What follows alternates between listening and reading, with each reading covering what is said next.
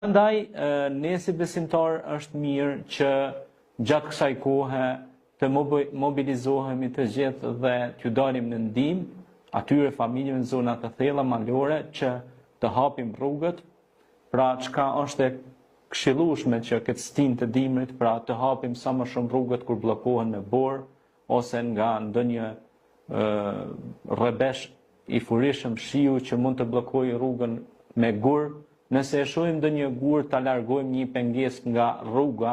sepse pejgamberi alayhis salam ka thonë imani, besimi është 73 deg. 73 degë,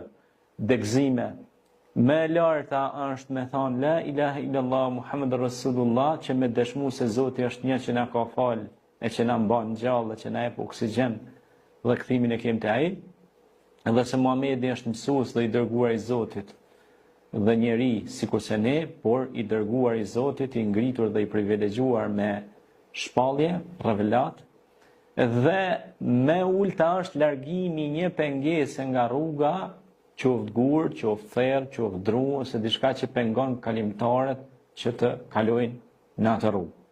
Pastaj në sinën e dimrit është preferueshme të ndihmojnë familjet në nevojë, familjet që Zoti ka sprovuar me varfëri, me kushte të rënda ekonomike,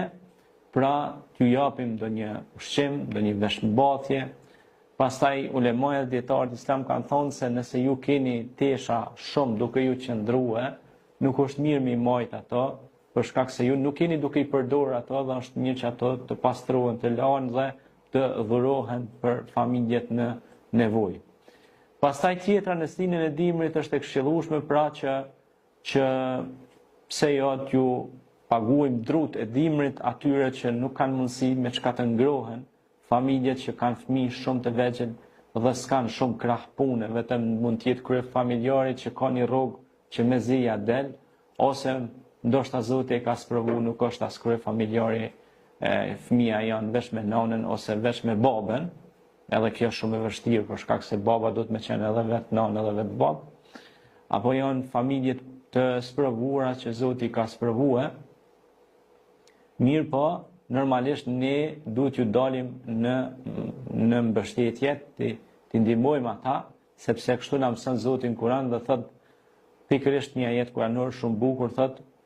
wa ta'awanu 'alal birri wat taqwa wa la ta'awanu 'alal ithmi wal udwan. Ndihmonin punë të mira mes njëri tjetrit, devotshmërinë, bamirësinë, punë të mira e jo në armiqësi e ndasi. Pastaj Zoti thot në Kur'an se ky Kur'an është hudel lil muttaqin, ky Kur'an